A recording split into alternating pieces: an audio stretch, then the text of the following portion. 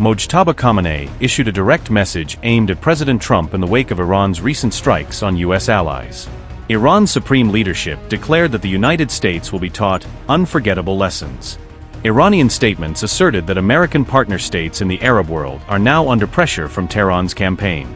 Mojtaba's statement read, and I quote, "The repeated breaches of promise by the Great Satan regarding the agreement signed between the presidents of Iran and America once again proved to everyone the truth that the American president's signature is worthless and invalid.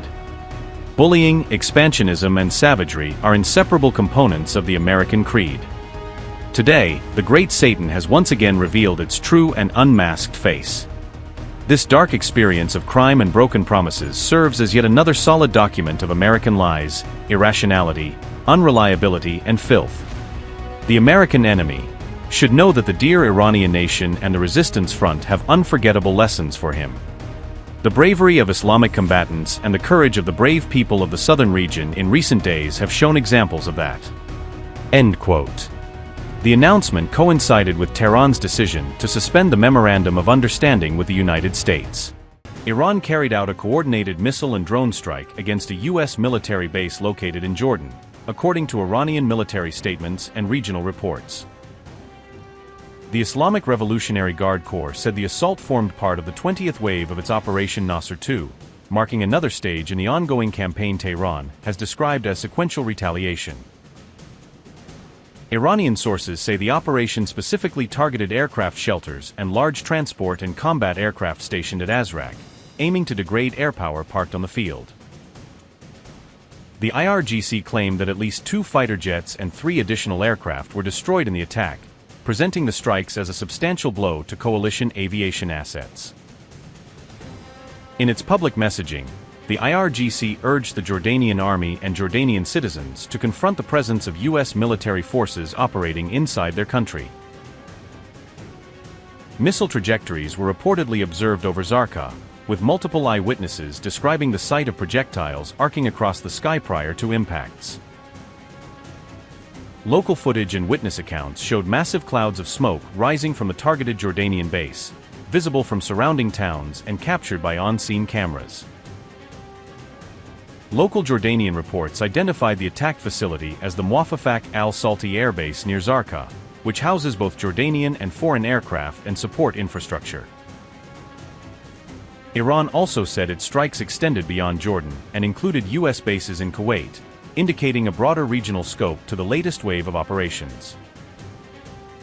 On July 18, Kuwait's national oil company reported that a major oil facility had been struck, raising concerns about damage to energy infrastructure amid the wider military exchanges.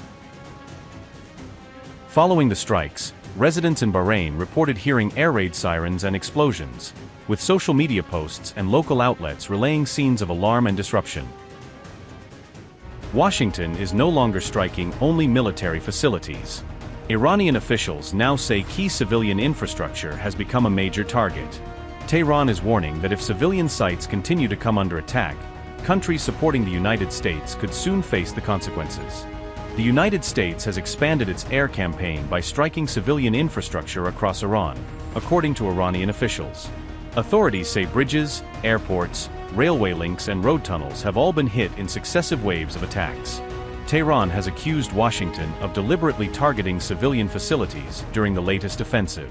Iranian authorities say at least 41 people have been killed and more than 400 wounded since the start of July.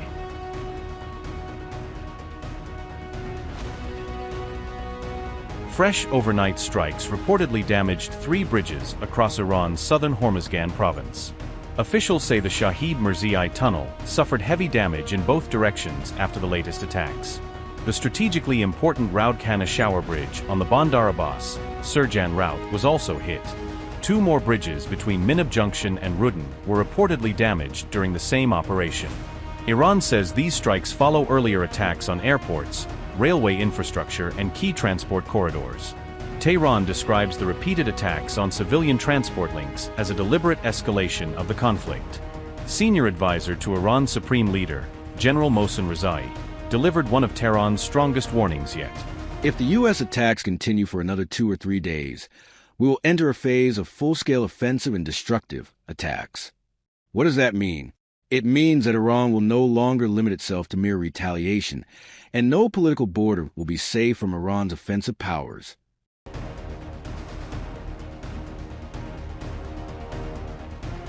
Iran has warned countries hosting U.S. military forces to prepare for what it calls a corresponding response. The warning was issued by Iran's Islamic Revolutionary Guard Corps in a statement released on July 17, according to Tasnim news agency. IRGC's statement read, and I quote, "The countries that host the aggressors of the United States should be ready to receive a corresponding response. The location of the gathering of the aggressor forces in the support center of the ground forces in Arif Jan and the radar of the American base of Ali al-Salem in Kuwait were destroyed. The U.S. regime that broke the agreement once again amid negotiations and the illusion of weakening Iran officially resumed the war that had never ended since the beginning of last week. But after a few days of war with the armed forces and receiving crushing responses to his aggressions and verifying that the Iranian armed forces have become much stronger since the first day of the war on February 28, instead of honorably accepting defeat and admitting to his miscalculation since the previous day, he took a new approach by running away from the battlefield face to face and tried to hide his failure in the military confrontation by engaging in war crimes and by destructive attacks on hospitals, bridges, railways, airports, ports, and telecommunication centers. Like that and the killing of civilians, he tried to maintain his position instead of fighting crime and cowardice. Since there is no international organization to prevent these barbarities of the American army, there is no other way than the Quranic commandment in front of us. Therefore, the host countries of the aggressors of the United States, who gave their land to the aggressors to attack Iran, should be ready to receive a corresponding response and activate their civil defense units to protect the lives of their citizens and keep them away from possible targets. Nevertheless, in order to give a chance to change this cowardly approach of the American enemy, last night we chose military targets to respond to the enemy. In the 18th wave of Operation Nasir II, the powerful fighters of the IRGC ground forces, with the blessed code Ya Abul Fazl al-Abbas, peace be upon him, targeted the location of the gathering of the aggressor forces in the support center of their ground forces in Arif Jan, killed a number of them, and simultaneously destroyed it with a drone attack on the radar of the American base of Ali al-Salem in Kuwait. Ground forces fighters also destroyed a weapons maintenance shed and a drone hangar. Fighting like warriors continues." Unquote. The warning came after the IRGC claimed it had struck Camp Arif Jan and Ali al-Salem airbase in Kuwait. Iran says the operation destroyed a radar system, a weapons maintenance facility, and a hangar allegedly linked to U.S. forces. The IRGC accused Washington of resuming military operations while negotiations were still underway. Tehran also urged Gulf governments to activate civil defense measures as the conflict enters a more dangerous phase. The warning appears aimed at increasing pressure on regional allies that continue to host or support U.S. military operations.